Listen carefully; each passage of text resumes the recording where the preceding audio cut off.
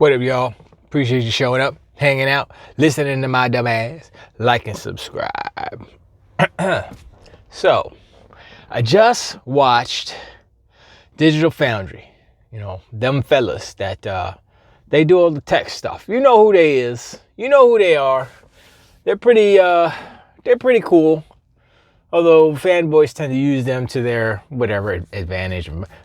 Anyway, they just spent about 20 minutes talking about Indiana Jones on the developer direct. And they were so excited that they jumped straight to Indiana Jones because like they were Richard, he was like, this has been the most exciting, I don't know his voice, his accent.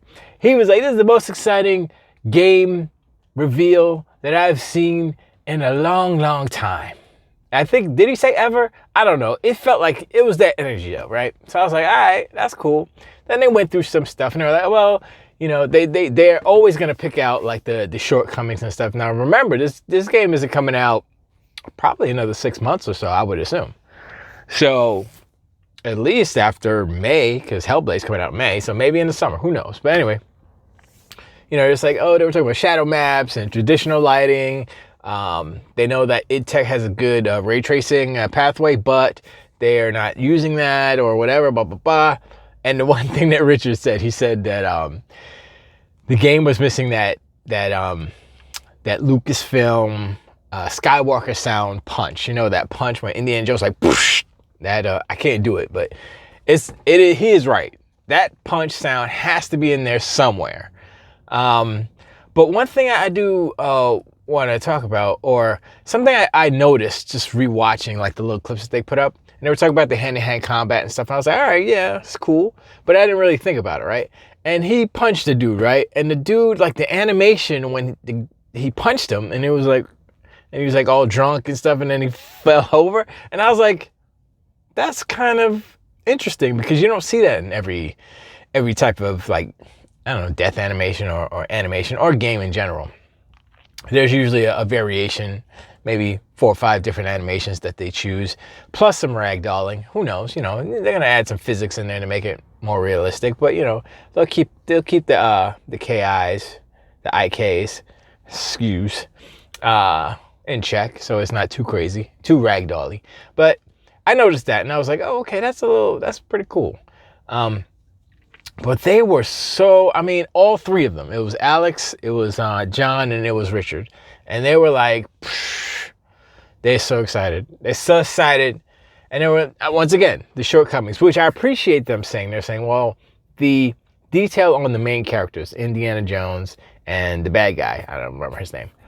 Nobody remembers his name. But they were saying like how the detailing in those like cutscenes, I will say, it's probably not, you know, it's probably just cutscenes. Not real time, or who knows. But he was like, they were like, yo, it's like super detailed, and it is stylized, but I think it's stylized in a way that it feels, it's not trying to be like ultra realistic like The Last of Us per se, even though that is stylized slightly as well. I mean, it's weird. I mean, I think they do it in order to escape the uncanny valley, which is good because we don't want no uncanny valley. But you know, it's not on the level of Senua Saga, you know, Hellblade 2, because that's real. It looks real. It's not real, but it looks real, and they've captured that. They found a way to escape the uncanny valley on a jet plane, and they're doing their thug thistle. But Indiana Jones is a pulp comic book character for the most part. From the mind of George Lucas. So a little bit of stylization is not a bad thing, I would say. It's welcomed. And you can play with the saturation. You can play with the color palette to give it that 1930, I don't actually know what year. I know we had the discussion, maybe 37, I don't know.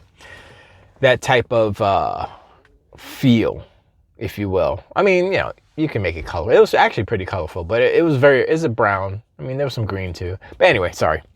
Tangents.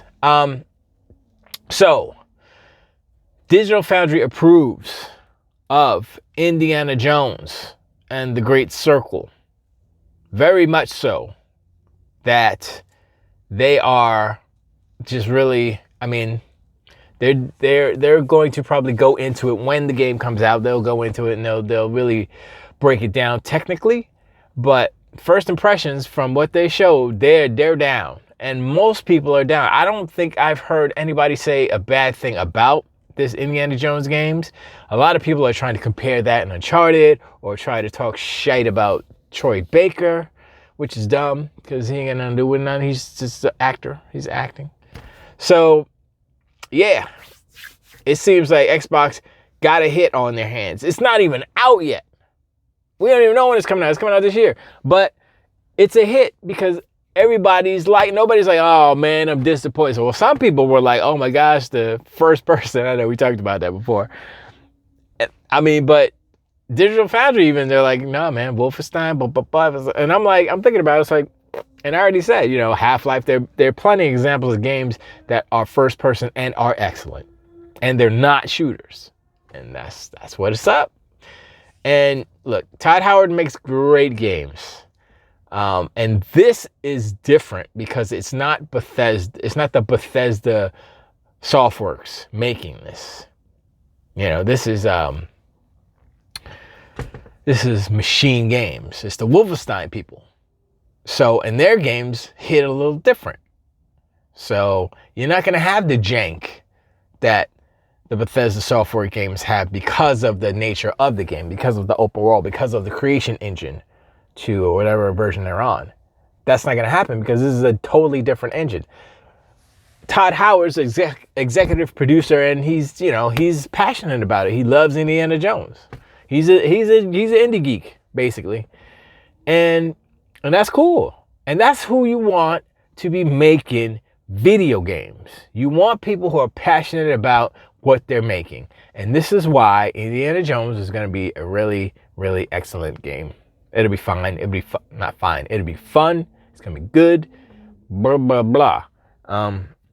Not to say that games that the Sony studios make aren't made by passionate people. Of course they are. That's why they come out good.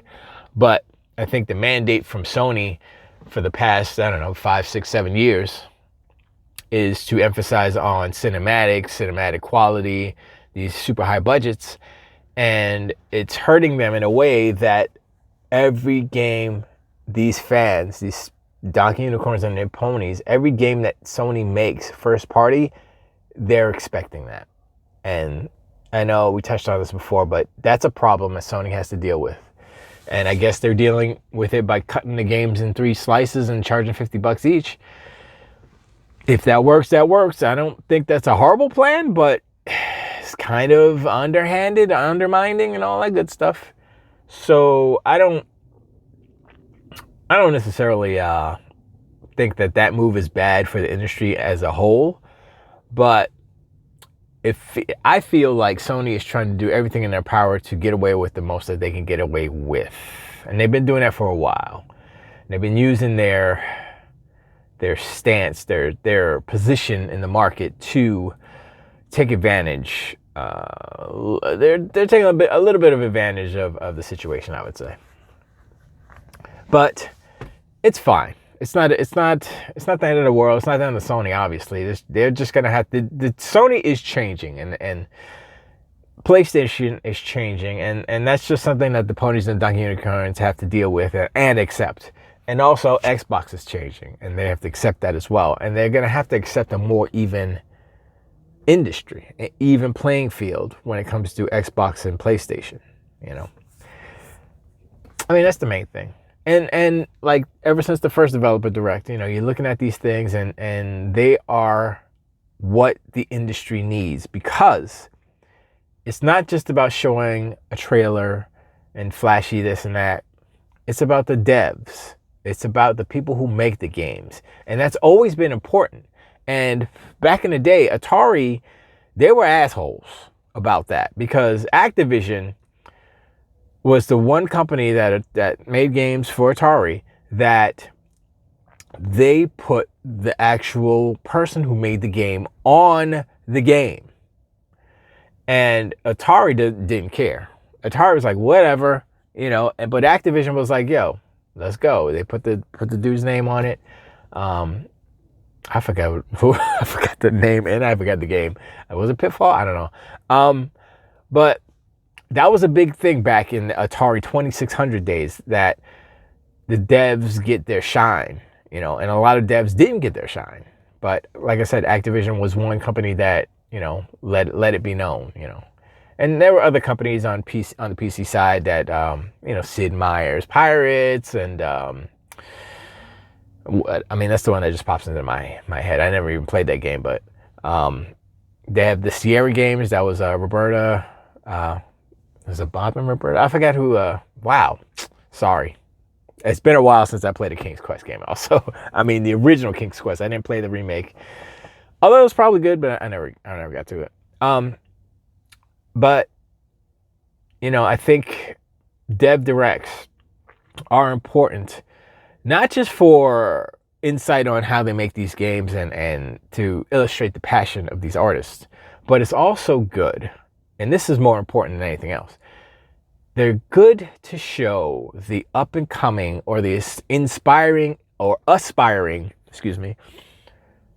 coders, programmers, artists, musicians who want to be in the video game business, who want to be in video game development.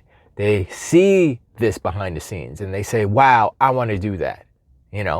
Wow, that's cool. I want to do that. And they see the passion that is being shown by these people who are making these games.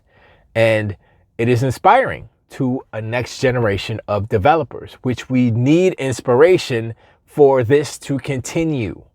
You just can't say, oh, let Corporation X make all the games, forget about everything else. Nothing else is important, just the bottom line, money, money, money. It's like, no, you need to illustrate why making video games is so awesome to these young people who want to get into business. If you show that it is a nightmare and it's all crunch and it sucks, you go to the worst video game company and you show that. And then all the young people are like, yeah, I don't want to do that. So I'm going to go get a job at the bank or something, because this is some this is some bullshit. I'm not, but you show it how it really is, as far as like you show a good company who treats their employees well, pays them well, gives them the freedom to create. Of course there are. There's no 100% freedom.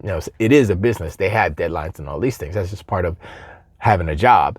But at the same time, there are companies out there that will give their employees and their artists what they need to make what they want to make the best product. And that's really the bottom line, because that affects the bottom line. That is how you get people to buy those games, to give you a bigger bottom line. So I'm just saying, I appreciate it. Even Nintendo does. Nintendo does their Nintendo Directs, but it's not the same, because they're just kind of like, it's kind of more of a, here's the game, blah, blah, blah, and they're talking about the game and stuff. And they have, I guess they have the director on there or something like that, and they have some people on there. So I give them a little bit of props. But Sony doesn't do that. They don't do anything. Like, they got this thing with the video and some shapes, the X's and O's and like that, flipping around in space. And it's like, now here's a new game. And then they show the game and it's like, that was a great game. Here's another one. I'm like, who made it? What studio made that? What's going on? Who's the director? Who did the music? Blah, blah, blah, blah. All these things are important to gamers. Yes. I mean, some gamers don't care. Let's be real. But some gamers like me who are in dev care. Because I'm like, yo, how did they, who did? You know? And I was like, who did the music on the Indiana Jones? Because that's like really good. Let's go. You know? And it'll inspire me to be like, yo, I gotta step in my game. Let's go. I mean, I'll never be like an orchestral guy like that, or, you know, orchestrating scores, because that's a whole different set of skills that I never tried. Let's be real. I never tried it. Orchestration is definitely a skill probably taught, but I think it's an interesting thing. But anyway, all these things matter. Art, music, coding and illustrating how these things are important and the passion that is put into all of these things to make the products that we love, the things that we play. And that, I wish that that sentiment was more prolific in video games, particularly with the right now market leader. I wish they would do that more, but I'm gonna take that back, because I'm like, look, you do you, Sony, you do you, PlayStation, and let these other companies do what they need to do. And if they leapfrog you with, which has already happened. So actually, is PlayStation really the market leader anymore, since Xbox pretty much leapfrogged them anyway because of the acquisition? Who knows? I mean, will PlayStation learn their lesson? Will they change? Will they correct, course correction, adjust their trajectory? Who's to say? But it's not the end of the world if Sony goes a little bit down, if they shrink a little bit, they get a little bit smaller, because look, I could spit out a whole bunch of numbers at you and it doesn't matter, but video games are healthy, very healthy. And with this acquisition, I think as long as Microsoft doesn't mess it up, I will say that it's going to continue to be healthy and possibly grow even more. I mean, just look at Sega, right? We were just like, oh yeah, they make Persona games, they make this, they make that, right? Oh yeah, Sonic game comes out every once in a while, that's cool, right? Even Sega has a plan, and it seems like they're on the come up again. They're not gonna make hardware probably, but their plans with all their kind of remakes of their games, or remakes, excuse me, of their games, is like everybody is super excited about Sega. Me included, obviously, because I'm a Sega fanboy. But like I said, look at the video game industry as a whole. Sega's coming up, Xbox is coming up, PlayStation is doing whatever they're doing, Nintendo's maintaining, they're about to release a new Switch. Come on, son. Video games are fine. So, I mean, all the donkey unicorns on their ponies are probably looking at the end days, or, I mean, what is perceived as the end days, because it's not the same PlayStation. It's not that same PlayStation fragrance. I guess the oil ran out in their little plug-in. They need to get more fragrance. Wherever that's from, I don't know. But anyway, starting to ramble. I rambled from the beginning. Anyway, appreciate you hanging out, sharing, listening to my dumb ass, like and subscribe. Let me know in the comments below what you think about Digital Foundry's take on the Indiana Jones and the Great Circle, and what do you think about the actual developer direct themselves? Like, are they so important? Are they important like how I explained it? Are they important to the young devs out there, or the people who are aspiring to be devs? And anything else as far as anything I've missed in pertaining to the developer direct. But yeah, let me know what y'all think. And I appreciate y'all. And I'll talk to y'all on the next one. Till the way.